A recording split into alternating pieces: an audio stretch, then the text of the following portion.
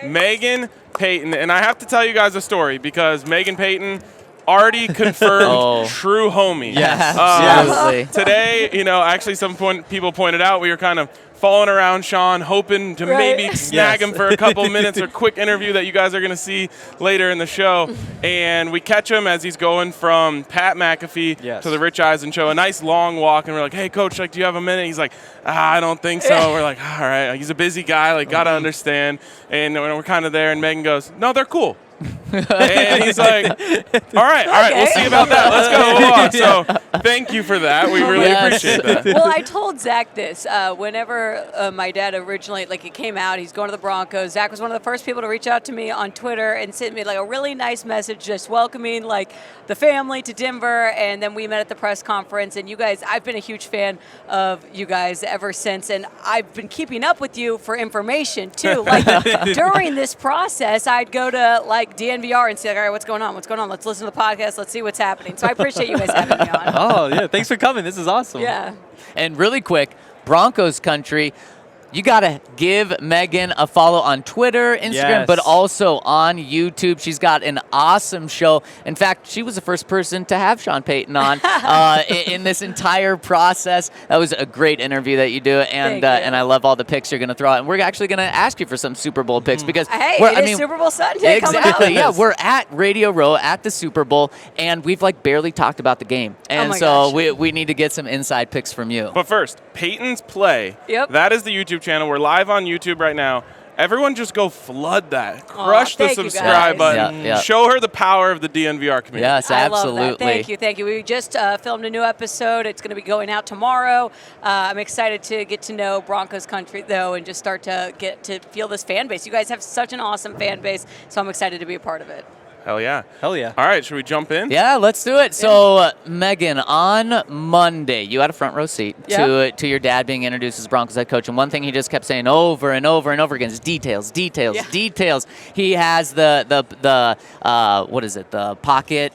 pocket square. The pocket square pointing up to indicate the direction the Broncos want to go. And I'm wondering, was he like that to you growing up? Did you have to be on your details with everything? Well, it's funny because I will say who my dad is as a coach and who he is as a dad can be different because he's super intense on the field. I mean, you guys have probably seen him through the years in New Orleans just screaming, going crazy. And I wouldn't say he has that approach at home. He's super calm. I think he's a fun guy. People probably don't realize that as much just because of his intensity on the field, but he is weirdly detailed with random things. So I'll sometimes, but it is in his work mode. So I'd go up to the office in New Orleans and I would see yellow pin has to be here, green pin. I don't know if it's some OCD tendencies, but no, he's definitely a detail-oriented guy.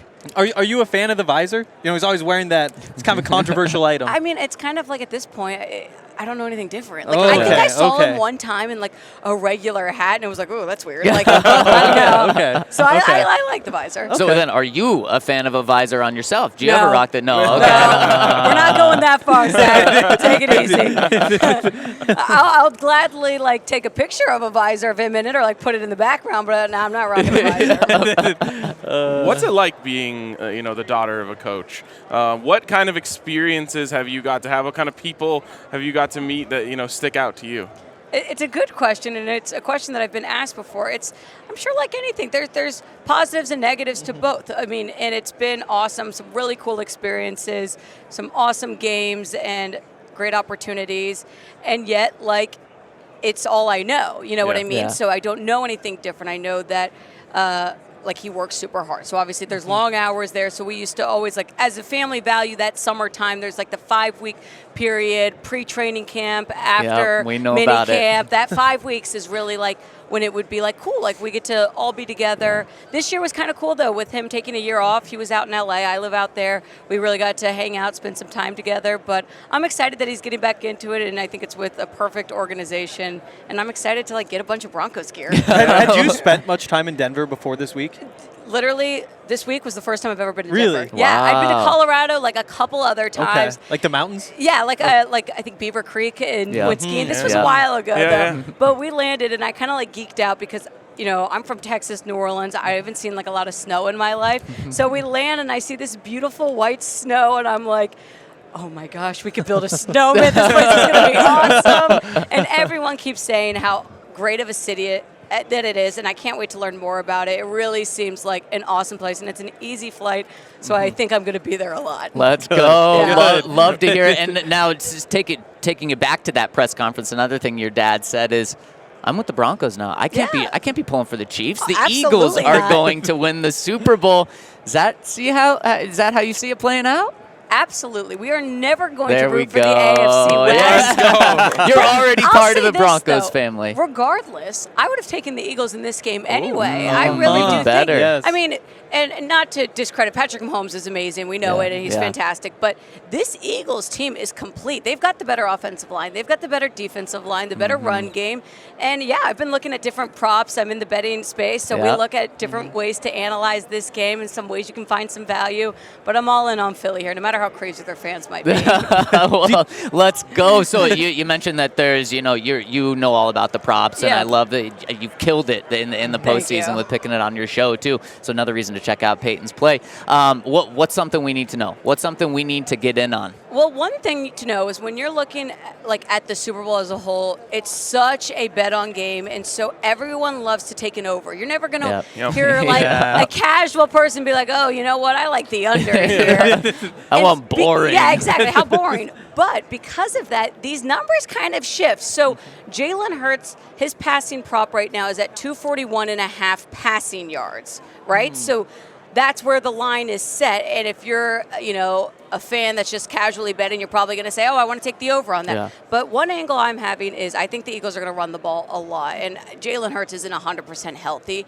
So I'm expecting the under to hit there. And so I'm going to look at maybe more of like a Miles Sanders over because he's been their leading rusher. And a fun one is Miles Sanders as the leading rusher of the game. We've heard a lot about like Gainwell and Boston Scott, but you have to remember too, the reason that we've seen more of those backs out there lately is because the Eagles have been like up by 21 against the Niners. They put in Gainwell a ton, and Miles Sanders is the guy that's going to be playing through all four quarters. It's going to be close regardless. So there's some fun angles that you can take when looking at the prop market. That's where the value is too, probably picking that instead of other things. Exactly. I love it. But then there's always the fun stuff of like the Gatorade color. And don't get me wrong, I kind of handicapped that one. So if you're in on the Gatorade color, yellow green is what I'm going at. Okay. It's combined. So that's seems perfect. Like You get 2 and 1. The last time that happened was when the Eagles won the Super Bowl. It's only happened 3 there times. we go. And I think that there's something to be said about them matching the colors. So the Rams won last year.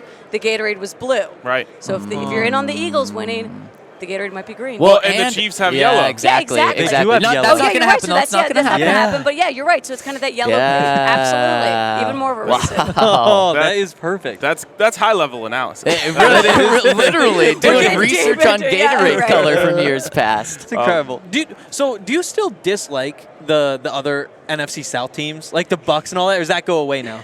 I don't know. I mean, it's like I think the Falcons for some that's always been like the Saints' like biggest rival. Yeah. So it would take a bit to root for them. And you hear I still love the Saints. I think we're still going to. There's always going to be like a spot there for them, and you want them to succeed. It's nice that they're in the NFC, so you don't feel like there's this rivalry. I'm happy that we're in a different conference, but I'm going to pull for the Saints as well. I'm not going to pull for the Falcons. Okay.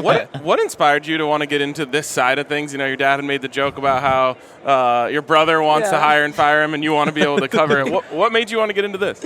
Well, a couple booths down from you guys, there's a shop up there, everything called Galvanize. Yes. Laura Oakman. Yes. She's a Fox Sideline reporter. She's the CEO of Galvanize. It's an awesome program that she started for women that were trying to make their way into sports broadcasting. Because growing up, I thought, all right, I'm going to do nothing in sports. Stay away from this. Yeah. But I loved it. Naturally, growing up in it, you learn it, you like it. And Laura really taught me, hey, it's not one path. Journalism doesn't mean one thing. You'd see some of those clickbaity articles growing up, so it makes you want to say I don't want to do that. Yep. But media's changed so much, and there's so many different angles, so many different ways to cover a sport, talk about it.